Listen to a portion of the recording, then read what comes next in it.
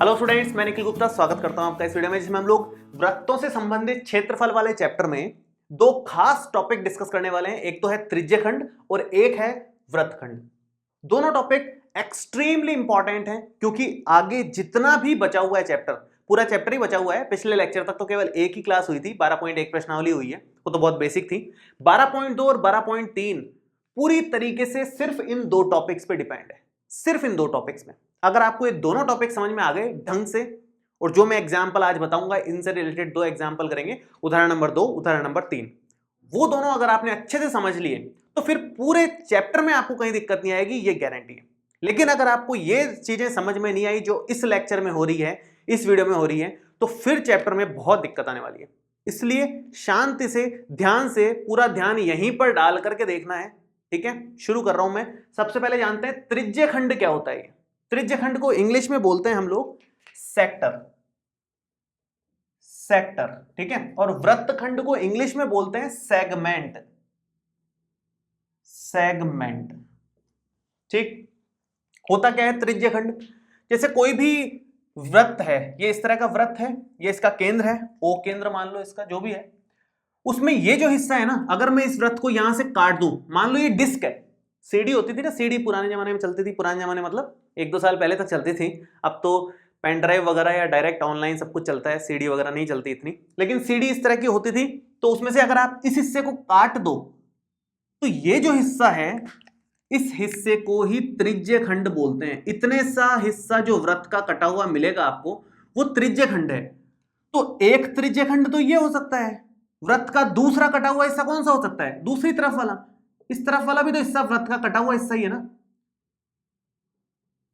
दो हिस्से बन सकते हैं, मतलब ये चीज काटें तो दो हिस्से बन सकते हैं। एक हिस्सा ये छोटा वाला, एक हिस्सा ये उस तरफ का बड़ा वाला। दोनों के नाम क्या है? त्रिज्यखंड। इस वाले को बोलते हैं लघु त्रिज्यखंड, लघु त्रिज्यखंड। और इस वाले को बोलते हैं दीर्घ त्रिज्यखंड, दीर्घ त्रिज्यखंड। नाम से समझ में आ रहा है, लघु मतलब छोटा वाला, दीर्घ मतलब बड़ा वाला। ये नाम से क्लियर हो रहा है, ठीक है। उधर देखते हैं तो ये चीज क्लियर है। मतलब इस तरह से कोई भी पोर्शन काट दिया अगर आपने वृत्त का, तो वो पोर्शन त्रिज्यखंड बन जाएगा। भले ही वो लघु त्रिज्यखंड बने, भले ही दूसरी तरफ वाला देखो तो दीर्घ त्रिज्यखंड बने, नाम उसका त्रिज्यखंड है, ठीक है। अब एक बार इधर देखते हैं वृत्तखंड क्या होता है या सेगमेंट क्या होता है। देखो ये जो हिस्सा है ना, ये वृत्त है, हमने एक जीवा खींची सीधी, कोई भी कैसी भी जीवा खींच दो, उससे कोई फर्क नहीं पड़ता। यहां एक जीवा खींची है और ये जो हिस्सा बचा, ये नीचे वाला जो हिस्सा है, केवल इतना हिस्सा, इसको बोलते हैं वृत्तखंड। और ये एक हिस्सा बना तो दूसरा हिस्सा इधर भी बनेगा, जाहिर सी बात है, क्योंकि जीवा खींची है तो वृत्त दो हिस्सों में बटा ना, तो दोनों को ही बोलते हैं हम क्या है? वृत्तखंड। लेकिन एक को क्या बोलेंगे? इसकी तरह ही लघु वृत्तखंड, और एक को क्या बोलेंगे? दीर्घ वृत्तखंड। तो ये जो हिस्सा हुआ, ये जो हिस्सा मतलब ये इतना, ये जो हिस्सा है ना, केवल इतने की बात कर रहा हूं मैं, उसको क्या बोलते हैं? इसको हम लोग बोलते हैं लघु वृत्तखंड, लघु वृत्तखंड। और ये जो हिस्सा है इसको बोलते हैं दीर्घ वृत्तखंड, दीर्घ वृत्तखंड, ठीक है। तो ये चार चीजें हैं जो हमें एकदम क्लियर होनी चाहिए, कौन सी चीज क्या है। अब होता क्या है, एग्जाम में क्या पूछा जाता है? एग्जाम में इनके क्षेत्रफल निकालने को आते हैं कि भाई वृत्त का क्षेत्रफल आपको पता है पाई आर स्क्वायर होता है, लेकिन वृत्त के इस छोटे से टुकड़े का क्षेत्रफल क्या आएगा, ये इंपॉर्टेंट बात है। या फिर वृत्त के इस बड़े वाले पोर्शन वाले का क्षेत्रफल क्या आएगा, ये एक इंपॉर्टेंट बात हो जाती है। या फिर वृत्त को इस तरह से सीधा यूं काटा तो इतने हिस्से का क्षेत्रफल क्या आएगा, या फिर उसके दूसरी तरफ वाले हिस्से का क्षेत्रफल क्या आएगा। तो इन चारों के क्षेत्रफल मोस्ट इंपॉर्टेंट है, पूरे चैप्टर में यही चलने वाला है। मैं सिंपल से फॉर्मुलेज आपको लिखवा देता हूं, हालांकि मैं लिखवा ही नहीं रहा, केवल समझा रहा हूं कि क्यों आए वो फॉर्मुलेज। अगर आप थोड़ा सा भी सोचोगे ना, एक फॉर्मूला आपको याद नहीं रखना पड़ेगा, एक भी फॉर्मूला आपको याद नहीं रखना पड़ेगा अगर आप थोड़ा सा दिमाग लगा करके करोगे तो। देखो मैं शुरू करता हूं। सबसे पहले तो लघु त्रिज्यखंड का क्षेत्रफल, उसके बाद इसका, एक एक का नंबर लेंगे अपन आराम से, शांति से, कोई जल्दबाजी नहीं करनी इसमें, क्योंकि मोस्ट इंपॉर्टेंट टॉपिक है ये। तो सबसे पहले लघु त्रिज्यखंड का क्षेत्रफल कितना आएगा भाई? लघु त्रिज्यखंड का क्षेत्रफल वैसे आप सोचो तो वृत्त का क्षेत्रफल कितना होता है? वृत्त का क्षेत्रफल होता है पाई आर स्क्वायर, ठीक है। उसी का कोई एक हिस्सा है ये, वृत्त के क्षेत्रफल का ही एक हिस्सा होगा ये। कितना हिस्सा? आप एग्जाम में जब कोई भी पेपर देते हो, मान लो आपके 20 में से 16 नंबर आए, तो परसेंटेज कैसे निकालते हो? 20 में से 16 नंबर आए तो जो प्राप्तांक है वो ऊपर और जो कुल है वो नीचे, उससे ही परसेंटेज निकलती है, गुणा में 100 लगाते हो आप। मान लो आपके एग्जाम में 16 नंबर आए 20 में से, परसेंटेज कैसे निकालोगे? जो प्राप्तांक है वो ऊपर लिखे, जो अपना हिस्सा है अपन ने जो हासिल किया वो ऊपर लिखा, उसके बाद जो कुल हिस्सा है वो नीचे आया, गुणा में 100% के लिए 100 से गुणा होता है। तो इसी तरह से परसेंटेज निकाली जाती है। यही तरीका है परसेंटेज निकालने का। वही तरीका आप यहां निकालो कि भाई कितना परसेंट हिस्सा है ये वृत्त के क्षेत्रफल का, वो अपना आंसर आ जाएगा। जैसे वो कैसे निकालेंगे भाई? यहां पर ये चेक कर लो कि ये कितना एंगल बन रहा है। ये एंगल है मान लो थीटा, थीटा कोण है ये मान लो। तो इस त्रिज्य खंड का कोण कितना है? थीटा। कुल कोण कितना होता है वृत्त का? 360, और गुणा वृत्त के क्षेत्रफल के हिस्से कर रहे हैं ना अपन, तो वृत्त का क्षेत्रफल कितना? पाई आर स्क्वायर। तो वृत्त के क्षेत्रफल का इतना हिस्सा लिया है केवल अपन ने, थीटा बटे 360, थीटा बटे 360। थीटा मतलब इतना कोण बटे कुल कोण। किसका हिस्सा कर रहे हैं? वृत्त के क्षेत्रफल का, इसलिए वृत्त का क्षेत्रफल साथ में लगाया है। बहुत ही इंपॉर्टेंट चीज है, आपको बिल्कुल दिक्कत नहीं होनी चाहिए इस बात को समझने में कि किस तरह से फॉर्मूला आया है। आपको याद नहीं, रटना नहीं पड़ेगा, समझते हुए चलोगे तो। भाई जो हमारा हिस्सा है त्रिज्यखंड का हिस्सा थीटा है, बटे कुल कोण 360 ही होता है, घूम फिर करके पूरा चक्कर कितना? 360 डिग्री का, और गुणा में क्या लगाओगे आप? वृत्त का क्षेत्रफल मतलब पाई आर स्क्वायर, ठीक है। ये तो हुआ लघु त्रिज्य खंड का क्षेत्रफल। दीर्घ का निकालना हो तो बहुत सिंपल, बहुत सिंपल। कैसे भाई? ये कोण थीटा है तो इधर वाला कोण कितना हो जाएगा? जब आपको ये पता ही है कि अंदर वाला कोण थीटा है और कुल कोण 360 होता है, तो ये 360 माइनस थीटा आएगा कि नहीं आएगा ऊपर वाला कोण? अपने को तो उस हिस्से से मतलब है कि उस हिस्से का कोण कितना आ रहा है। तो आप यहां पर क्या लिखोगे? यहां लिखोगे आप दीर्घ त्रिज्य खंड का क्षेत्रफल बनने वाला है, दीर्घ त्रिज्य खंड का क्षेत्रफल बनने वाला है 360 माइनस थीटा, 360 माइनस थीटा बटे 360 गुणा पाई आर स्क्वायर। भाई उसका कितना हिस्सा? उसका हिस्सा 360 माइनस थीटा है, बटे में तो कुल 360 आना ही है, कुल तो 360 है, उसको तो चेंज कर ही नहीं सकते। लघु वाले का हिस्सा था थीटा, दीर्घ वाले का हिस्सा था 360 माइनस थीटा, तो वो ऊपर आ गया, गुणा में वही वृत्त का क्षेत्रफल आने वाला है पाई आर स्क्वायर। ये दो फॉर्मुलेस रटे हुए दिमाग में होने चाहिए, मतलब क्लियर होना चाहिए आपको कि लघु त्रिज्य खंड का क्षेत्रफल, तुरंत दिमाग में ये फॉर्मूला आना चाहिए, दीर्घ वाला तुरंत दिमाग में ये फॉर्मूला आना चाहिए, तब जाकर के क्वेश्चंस होंगे। लॉजिक तो अपन ने समझ ही लिया, लेकिन फॉर्मूला याद तो होना ही चाहिए ना एक बार के लिए, ठीक है। तो ये दो फॉर्मुलेस हैं। एक छोटा सी चीज और बताने लायक है यहां पर कि अगर आपको दीर्घ त्रिज्य खंड का क्षेत्रफल निकालना है तो एक और तरीका है। अगर आप वृत्त के कुल क्षेत्रफल में से लघु त्रिज्य खंड का क्षेत्रफल घटा दो तो भी दीर्घ त्रिज्य खंड का क्षेत्रफल आ जाएगा। ये बेसिक लॉजिक वाली बात है, मैं लिख नहीं रहा हूं, अंडरस्टैंडिंग वाली बात है। इतना आपको समझ है कि भाई कुल क्षेत्रफल में से अगर मैं ये लघु वाला हटा दूंगा तो दीर्घ वाला बन जाएगा। तो दीर्घ त्रिज्य खंड का क्षेत्रफल, और क्या लिख सकते हो आप? वृत्त का क्षेत्रफल माइनस लघु त्रिज्य खंड का क्षेत्रफल, ये भी लिख सकते हो। लेकिन ये कब यूज लेना है? जब आप ऑलरेडी ये निकाल चुके हो और ऑलरेडी वृत्त का क्षेत्रफल भी आपके सामने है, तब तो इसका सूत्र का यूज लो, अदरवाइज डायरेक्ट इससे कर लो। ये भी कौन सा लंबा जाने वाला है, छोटा ही जाने वाला है, कोई बड़ी बात नहीं है इसमें भी, ठीक है। इसलिए मैंने लिखा ही नहीं, इतना इंपॉर्टेंट नहीं है फॉर्मूला। लेकिन अगर आपको लघु त्रिज्य खंड का क्षेत्रफल ऑलरेडी पता है तो फिर अपन उस तरफ जा सकते हैं एक बार के लिए, ठीक है। अब बात करते हैं वृत्तखंड, ज्यादा खास चीज है उससे भी। लेकिन अगर आपको त्रिज्य खंड नहीं निकालना आता तो वृत्तखंड तक कभी नहीं पहुंच सकते। कैसे? देखो कैसे, क्या जादू करेंगे अपन। ये है केंद्र, मैंने इसको यहां जोड़ा, इसका क्षेत्रफल कैसे निकालेंगे? मैंने इसको यहां से यहां जोड़ दिया। अब आप ये सोचो कि ये पूरा क्या चीज हो गई है, इतने हिस्से की अगर मैं बात करूं, ये पूरा हिस्सा क्या चीज हो गया?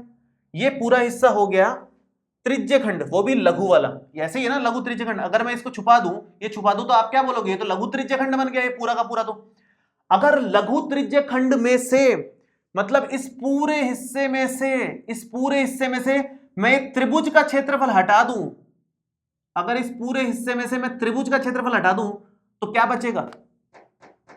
लघु वृत्तखंड का क्षेत्रफल बचेगा। तो मैं क्या करने वाला हूं, मैं यहां लिखूंगा कि लघु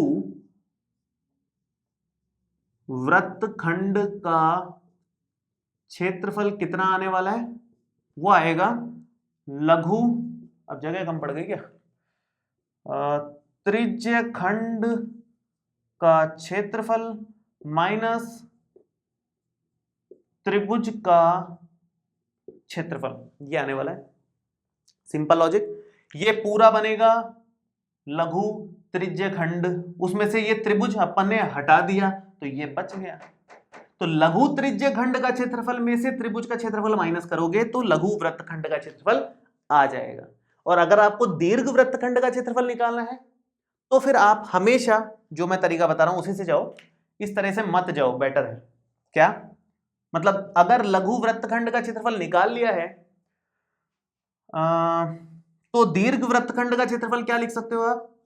मैं दोनों ही तरीके बताता हूं यार, ऐसे मजा नहीं आ रहा। दीर्घ वृत्तखंड का क्षेत्रफल देखो क्या आएगा, दीर्घ वृत्तखंड का क्षेत्रफल आप निकाल सकते हो। बेटर तो वैसे यही है, इसको छोड़ो, आप वही करो जो मैं कह रहा हूं। त्रिभुज वृत्त का पूरे क्षेत्रफल में से लघु वृत्तखंड का क्षेत्रफल हटा दो तो दीर्घ वृत्तखंड का क्षेत्रफल मिल जाएगा। तो दीर्घ वृत्तखंड का क्षेत्रफल क्या मिलेगा? पूरे के पूरे वृत्त के क्षेत्रफल में से वृत्त का क्षेत्रफल माइनस होगा, वृत्त के क्षेत्रफल में से ये हिस्सा हटा दो, ये हिस्सा हटा दो तो क्या बच जाएगा? ऊपर वाला हिस्सा। तो वृत्त के क्षेत्रफल में से क्या माइनस किया अपन ने? लघु वृत्तखंड का क्षेत्रफल अपन ने माइनस कर दिया, तो उससे क्या मिल गया? दीर्घ वृत्तखंड का क्षेत्रफल। ये मेन तरीके हैं निकालने के, ये दोनों एकदम अलग अलग चीजें हैं, तो मैंने ऐसे कर दिया। इस तरह से मतलब आप लोग निकालोगे। फॉर्मूलेज आपको याद होने चाहिए एकदम अच्छे से, तब जाकर के आप कर पाओगे। यहां जो मुश्किल वाली बात होती है, मैंने क्यों बोला था कि ये बहुत ज्यादा खास है, क्योंकि यहां त्रिभुज का क्षेत्रफल निकालना पड़ेगा आपको अलग से। त्रिभुज का क्षेत्रफल हालांकि क्या होता है, 1/2 गुणा आधार गुणा ऊंचाई होता है, लेकिन यहां पर आधार और ऊंचाई डायरेक्ट दी हुई नहीं होगी, आपको त्रिकोणमिति का इस्तेमाल करते हुए निकालना पड़ेगा, जो कि अपने आप में एक अच्छा टॉपिक है। इसलिए मैंने बोला कि ये क्वेश्चन थोड़े से खास होते हैं। इसमें खास क्या है? त्रिभुज का क्षेत्रफल जो अलग से निकालना पड़ रहा है, ये अपने आप में खास है। त्रिकोणमिति इस्तेमाल हो रही है, तो इस चैप्टर में ट्रिग्नोमेट्री भी मिक्स होगी अगर आपको वृत्तखंड निकालने को बोल दिया है तो। ठीक है, ये बात है खास। अब हम लोग कुछ एग्जाम्पल्स ले लेते हैं, एग्जाम्पल लेंगे तो समझ आएगा कि ये और ये निकालते कैसे। तो उदाहरण 2 और उदाहरण 3 दोनों से अपने को दोनों चीजें क्लियर हो जाएंगी। उदाहरण 2 ले रहा हूं मैं, देखो आप। अरे एक छोटी सी चीज मैं मिस कर गया, यहां पर एक फॉर्मूला और आता है। जो फॉर्मुलेज लिखे थे वो तो मैंने मिटा दिए, वो तो है ही, साथ में एक फॉर्मूला और काम का है। बहुत सिंपल, उसी तरह से बनेगा जैसे अपन ने और बनाए हैं। क्या फॉर्मूला है कि जो लघु त्रिज्य खंड है ना, उसके चाप तो यही होता है, उसके चाप की लंबाई कितनी है, या फिर जो दीर्घ त्रिज्य खंड है, ये दीर्घ त्रिज्य खंड के चाप की लंबाई कितनी होगी, ये एक क्वेश्चन और पूछ लिया जाता है कभी कभी, चाप की लंबाई। तो मैं यहां अलग से लिख देता हूं कि लघु त्रिज्य खंड के चाप की लंबाई, लघु त्रिज्य खंड के चाप की लंबाई आएगी। भाई चाप की लंबाई मतलब क्या? चाप की लंबाई किससे निकलेगी? परिधि से निकलेगी ना। अगर हमें त्रिज्य खंड का क्षेत्रफल निकालना था तो हमने त्रिभुज के वृत्त के क्षेत्रफल का इस्तेमाल किया, जो कि πr² था। अभी हमें अगर चाप की लंबाई की जरूरत है तो हम वृत्त की परिधि का इस्तेमाल करेंगे, जो कि 2πr होती है। तो वही सेम तरीका, भाई कितना हिस्सा इसका है, थीटा हिस्सा इसका है, कुल 360 गुणा किससे हिस्सा ले रहे हैं हम लोग? 2πr, वृत्त की परिधि से हिस्सा ले रहे हो। बस इतना सा चेंज है। वहां पर क्या था? πr², यहां पर क्या आ गया? 2πr। इतना सा चेंज है और कुछ नहीं चेंज करना। ठीक है, तो लघु वाले का जैसे निकाला वैसे ही सेम दीर्घ वाले का। दीर्घ त्रिज्य खंड के चाप की लंबाई अगर आपको जाननी है तो दीर्घ त्रिज्य खंड का जो कोण है, जो इसका हिस्सा है कोण में, 360 माइनस थीटा, 360 माइनस थीटा यहां लगाओ, बटे में 360 है ही, गुणा में 2 पाई आर हो रहा है। ये है बात। तो ये 2 फॉर्मूलेज और ध्यान रखना है। तो टोटल 6 फॉर्मूलेज हैं, आगे और कोई फॉर्मूला नहीं आएगा, इतना ही है बस, और कुछ दिमाग नहीं लगाना। बाकी तो त्रिकोणमिति का दिमाग में लगाना है, जो मैंने बताया इधर जो अपन ने पढ़ा था उसमें हल्की फुल्की यूज होगी, वो भी बहुत छोटी सी यूज होगी, मतलब इतनी छोटी कि जिसको हल्का सा भी त्रिकोणमिति का आइडिया है ना वो कर लेगा, नहीं भी आइडिया है तो देखोगे तो हो जाएगा, इतना आसान है वो। चलो शुरू कर रहा हूं मैं दूसरा एग्जाम्पल। देखो दूसरा तो बहुत आसान क्वेश्चन है क्योंकि त्रिज्य खंड का है तो छोटे ही होते हैं वो। जो हमें वृत्तखंड वाले क्वेश्चंस आएंगे वो थोड़े से बड़े होंगे क्योंकि उसमें त्रिज्य खंड तो निकालना ही होगा, साथ में त्रिभुज का क्षेत्रफल भी निकालना पड़ेगा। तो अभी फिलहाल त्रिज्य खंड का उदाहरण है। त्रिज्या 4 सेंटीमीटर वाले एक वृत्त के त्रिज्य खंड का क्षेत्रफल ज्ञात कीजिए जिसका कोण 30 डिग्री है। 30 डिग्री वाले त्रिज्य खंड का क्षेत्रफल मतलब लघु त्रिज्य खंड की ही बात हो रही है, छोटा वाला ही होगा 30 डिग्री वाला। तो साथ ही संगत दीर्घ त्रिज्य खंड का क्षेत्रफल भी ज्ञात कीजिए, तो दोनों निकालने हैं। तो आप हमेशा ध्यान रखो, हमेशा सबसे पहले आपको डायग्राम बनाना है इसका। एक वृत्त बना दिया, ये जरूरी है, उससे अच्छा इंपैक्ट पड़ता है, आपको भी समझने में थोड़ी आसानी रहेगी। ये हमने डायग्राम बनाया, ये कोण क्वेश्चन में दिया हुआ है 30 डिग्री, ये O मान लो, ये A मान लो, ये B मान लो, जो भी है, और उसने 4 सेंटीमीटर त्रिज्या दी है, तो यहाँ पर 4 और 4 आप लिख सकते हो। अब हमें किसका क्षेत्रफल निकालना है? सबसे पहले तो इस लघु वाले का निकालना है, उसके बाद इस दीर्घ वाले का भी निकालना है। दीर्घ वाले का निकालने का 2 तरीका मैंने आपको बताया था, जो तरीका आपको ठीक लगे उससे निकाल लेना। पहले लघु का निकालते हैं। लघु का यहां लिख देता हूं मैं, लघु त्रिज्य खंड का क्षेत्रफल कितना आएगा? लघु त्रिज्य खंड का क्षेत्रफल फॉर्मूला क्या था? पहले फॉर्मूला लिख देता हूं, theta upon 360 into pi r square. Simple formula. Theta, theta कितना है? 30, तो 30 बटे 360 गुणा में पाई का मतलब 3.14 और आर स्क्वायर मतलब 4 दे रखी है त्रिज्या, तो 4 गुणा 4। क्वेश्चन में दिया हुआ था कि पाई का मान ये लो, मैंने यहां लिखा नहीं है लेकिन लिखा हुआ था, मैंने लिखा नहीं, फालतू की चीज थी इसलिए। अब ये आप थोड़ा बहुत कैलकुलेट कर लो, तो ये 0 से 0 चला जाएगा, 3 से ये काटोगे आप 12 बार कट जाएगा, उसके बाद में 4 से ये काटोगे तो 3 बार कट जाएगा। इतनी कैलकुलेशन तो अपन कर ही सकते हैं। तो 3.14 गुणा 4 बटे 3, इतना आप आराम से निकाल सकते हो इसमें, ठीक है। तो अब आप इन दोनों को गुणा करो, 3 से भाग दो, कितना आंसर आएगा? मैं डायरेक्ट लिख रहा हूं आपके यहाँ पे, आंसर आएगा 4.19 सेंटीमीटर स्क्वायर। ये बस डायरेक्ट मैंने आंसर लिख दिया, बाकी फॉर्मूला इतना सिंपल है, सिंपल लगाओगे आंसर आ जाएगा। दूसरा, लघु त्रिज्य खंड के बाद क्या नंबर है? दीर्घ त्रिज्य खंड का। तो मैं इधर कर देता हूं, यहां कर देता हूं मैं, दीर्घ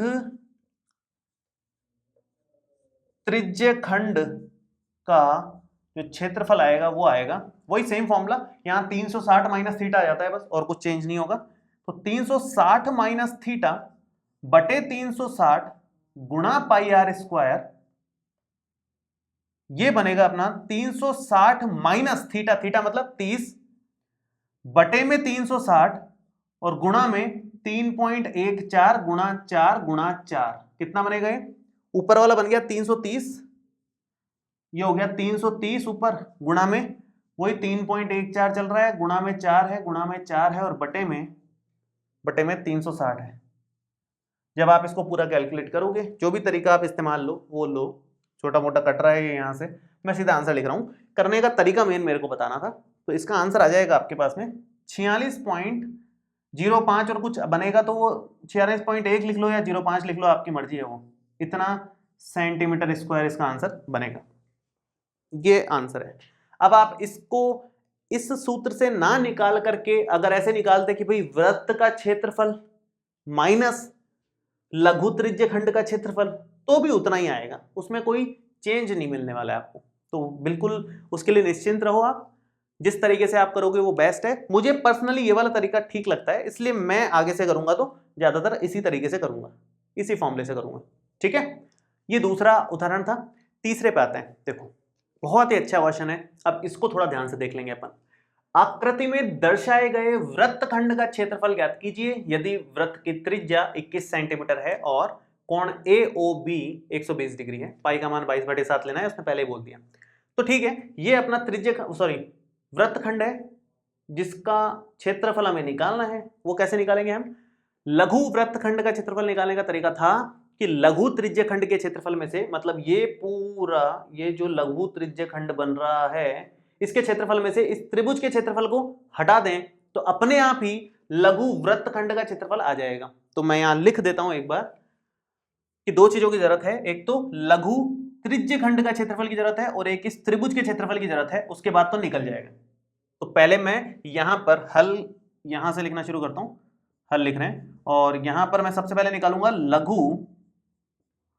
लघु त्रिज्य खंड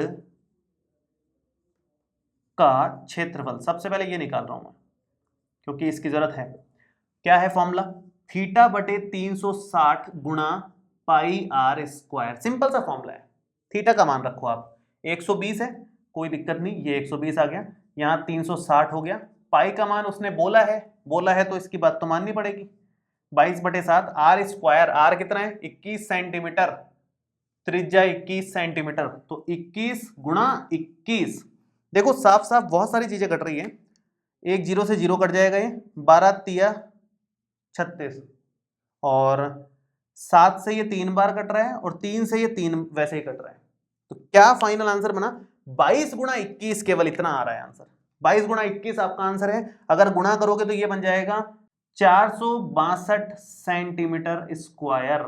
ये इस त्रिज्य खंड का क्षेत्रफल आ गया, ठीक है, 462 सेंटीमीटर स्क्वायर। अब हमें क्या करना है?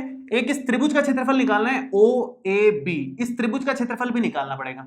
अब ये त्रिभुज का क्षेत्रफल कैसे निकालेंगे, ये कमाल की बात है। तो मैं इसका क्षेत्रफल निकालने के लिए इसको अलग से वहां बना रहा हूं त्रिभुज को, तो थोड़ा आसान हो जाएगा हमारे लिए। मैं अलग से त्रिभुज बना रहा हूं यहां पर। ऐसे कैसे बनाऊंगा? एज इट इज, ये लिया त्रिभुज, ये ऐसे कैसे और ये ऐसे कैसे बनाएंगे।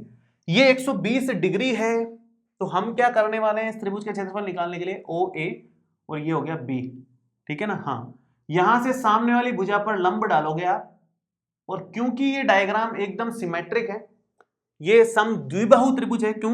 क्योंकि दोनों त्रिभुज की ये जो भुजाएं हैं ये बराबर है, ये 21 के बराबर है। इसका मतलब जो लंब आप सामने डालोगे वो एकदम बीच में जाएगा, बीच में जाएगा। तो ये मैं नाम दे देता हूं इसको P, और ये जो कोण 120 डिग्री था, हमेशा ऐसा होगा कि ये 60 डिग्री पे बट जाएगा। तो एक तरफ का आप 60 डिग्री निकाल लो, दूसरी तरफ से अपने को कोई मतलब नहीं है, एक से काम चल जाएगा अपना। अपन क्या करने वाले? अपन 1/2 गुणा आधार गुणा ऊंचाई करेंगे। तो आधार क्या है इसका? AB। त्रिभुज का क्षेत्रफल क्या होता है? 1/2 गुणा आधार गुणा ऊंचाई। तो आधार इसका AB हो जाएगा, तो एक तो AB की लंबाई चाहिए अपने को, और ऊंचाई अपनी PO या OP हो जाएगी, एक इसकी लंबाई चाहिए अपने को। AB निकालने के लिए हम क्या करेंगे? हम केवल PB निकाल लेंगे, उसका डबल करेंगे तो AB आ जाएगा।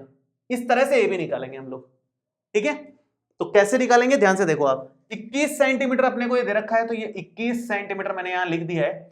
अब ये छोटा वाला त्रिभुज ये 90 डिग्री है, ये छोटे वाले त्रिभुज में आप ट्रिग्नोमेट्री अप्लाई कर दो। साइन और कॉस के फॉर्मुलेज लगेंगे हमेशा, ये दो ही फॉर्मुलेज लगेंगे, पैटर्न ही फिक्स है, आपको एक्स्ट्रा दिमाग ही भी नहीं लगा ना। मैंने बोला ही था अगर किसी ने ट्रिग्नोमेट्री नहीं भी पढ़ी ना, तो एक क्वेश्चन जो मैं से बता रहा हूं उस तरह से ही बाकी क्वेश्चंस कर लेंगे तो काम निकल जाएगा अपना एक बार के लिए। तो हालांकि अपन ने ट्रिग्नोमेट्री पढ़ी है तो अपने को तो बिल्कुल ही दिक्कत नहीं है। तो क्या करेंगे? थीटा के जस्ट सामने वाली भुजा को बोलते हैं लंब, 90 डिग्री के सामने वाली भुजा होती है कर्ण, और जाहिर सी बात है तीसरी जो बची वो क्या हो जाएगी? आधार, ठीक है। और लाल कक्का से अपने को फॉर्मूले सबके याद होते ही हैं, तो मैं यहां पर साइन और कॉस का फॉर्मूला लगाऊंगा, क्योंकि साइन के फॉर्मूले से लंब निकल जाएगा, एक तो ये चाहिए, और आधार निकलेगा कॉस के फॉर्मूले से।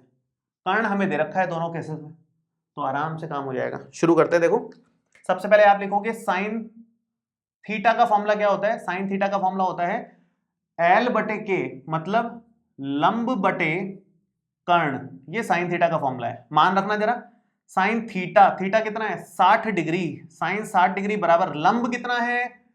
PB, और कर्ण कितना है? 21, ठीक है। साइन 60 का मान कितना होता है? आपको टेबल बनाना सिखाया था मैंने, इसका मान होता है √3/2 बराबर में है PB/21। 21 को आप इधर लेके आ जाओ, तो 21 अगर इधर आ जाए तो 21 √3/2 सेंटीमीटर आ गया। किसका मान? पीबी का, ये मान आ गया पीबी का, पीबी हमें मिल गया, उसका डबल करेंगे तो एबी आ जाएगा, वो अभी करते हैं हम लोग।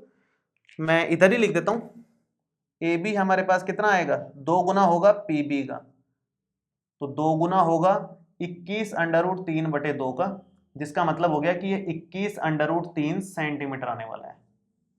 ये हमने निकाल लिया ए बी। अब आगे बढ़ते हैं। आगे देखो, साइन थीटा के बाद में नंबर लेना है कॉस थीटा का। कॉस थीटा का फॉर्मूला ए बटे के मतलब आधार बटे कर्ण, तो यहां आ जाएगा आधार बटे कर्ण, ठीक है। कॉस थीटा, थीटा का मान वही 60 डिग्री, तो कॉस 60 डिग्री बराबर आधार कितना है, ओपी या पीओ जो भी आप लिखो, ओपी लिख देता हूं मैं। कर्ण कितना है, ये 21 सेंटीमीटर, साफ साफ नजर आ रहा है अपने को, कर्ण 21 है, ठीक है। कॉस 60 डिग्री का मान वही टेबल में देख करके 1/2 लिखोगे आप, ये ओपी हो गया, ये 21 हो गया, 21 को आप इधर भेज तो ये 21/2 सेंटीमीटर हो जाएगा, और ये ओपी हो गया। ये हमारे पास दूसरी चीज आ गई, ठीक। तो हमने जिस जिस चीज की जरूरत थी वो सभी निकाल ली है। अब हमें सिर्फ फॉर्मूले में वैल्यूज रखनी है और कुछ नहीं करना है। तो मैं एक काम करता हूं, त्रिभुज का क्षेत्रफल पहले अलग से निकाल लेता हूं ताकि अपने लिए थोड़ा सा कन्वीनियंट हो जाए, आसान हो जाए। तो मैं यहां पर लिखता हूं कि त्रिभुज ओ ए बी का क्षेत्रफल कितना आने वाला है, ये आएगा 1/2 गुणा आधार गुणा ऊंचाई के बराबर, जो कि बेसिक फॉर्मूला होता है। और आधार क्या है, ए बी, ऊंचाई कितनी है, ओपी, मान रख दो बस 1/2 गुणा ए बी, ये रहा ए बी कितना है 21√3, तो ये हो गया 21√3 गुणा ओपी 21/2, तो फाइनल आंसर कितना आया 21 गुणा 21, तो यहां करोगे 441, फिर √3, इसका कुछ नहीं करना है अपने को, और नीचे 2 दूना 4, इतना सेंटीमीटर स्क्वायर। ये हमारा त्रिभुज का क्षेत्रफल आया, ठीक है। ये त्रिभुज का क्षेत्रफल हो गया। अब त्रिभुज का क्षेत्रफल अपने पास है, लघु त्रिज्यखंड का क्षेत्रफल अपने पास है, तो अपने को अब सिर्फ लघु वृत्तखंड का क्षेत्रफल निकालना है। तो एक लाइन का फॉर्मूला बन गया एक तरीके से, मैं यहीं बना देता हूं, जितनी जगह बची है उतने में मेरे ख्याल से हो जाएगा काम। तो मैं लिखूंगा कि भाई लघु वृत्तखंड का जो क्षेत्रफल आएगा वो होगा लघु त्रिज्यखंड का क्षेत्रफल माइनस त्रिभुज ओ ए बी का क्षेत्रफल, ठीक है। ये पूरा माइनस त्रिभुज ओ ए बी का क्षेत्रफल, दोनों निकाले हुए हैं। लघु त्रिज्यखंड का क्षेत्रफल 462 लिख दो यहाँ, 462 माइनस ये जो त्रिभुज का क्षेत्रफल है 441√3/4, इतना सेंटीमीटर स्क्वायर। अब ये कैलकुलेशन इतनी भारी है, उससे अच्छा इतना छोड़ दो उसको, कोई दिक्कत नहीं है, ठीक है। तो ये हमारा फाइनल आंसर आ गया है। इस तरह से क्वेश्चंस को सॉल्व करना है आपको। तो ये बहुत ही अच्छा क्वेश्चन था समझने के हिसाब से। दोनों एग्जांपल्स अपने आप में कंप्लीट थे। एक त्रिज्यखंड को कंप्लीटली समझने का एग्जांपल था, एक वृत्तखंड को समझने के लिए कंप्लीटली एग्जांपल था। अब इन दो की हेल्प से 12.2 के भी सारे क्वेश्चंस हो जाएंगे और 12.3 के भी सारे क्वेश्चंस हो जाएंगे। आप देखना किस तरह से होंगे, बहुत आसानी से अब आराम से सारे क्वेश्चंस हो जाएंगे। इसकी बार बार प्रैक्टिस चलती रहेगी एक तरीके से, ठीक है। फिर भी आपको इस लेक्चर में कोई दिक्कत आई हो, आप नीचे कमेंट बॉक्स में लिख सकते हैं, और दिए हुए नंबर पर आप ऑब्वियसली कॉल कर सकते हो। किसी भी तरह का कोई भी डाउट हो, किसी भी चीज़ से रिलेटेड, जो बैचेस लॉन्च हम लोग कर रहे हैं लाइव क्लासेस से रिलेटेड, जो भी कुछ डाउट्स आपको आ रहे हो, आप इस नंबर पर कॉल कर लिया करो, हमेशा आपको अपने डाउट का सॉल्यूशन मिल जाएगा। चलिए मिलते हैं आपसे अगले वीडियो में, 12.2 प्रश्नावली शुरू करेंगे। Thank you so much, all the best, bye.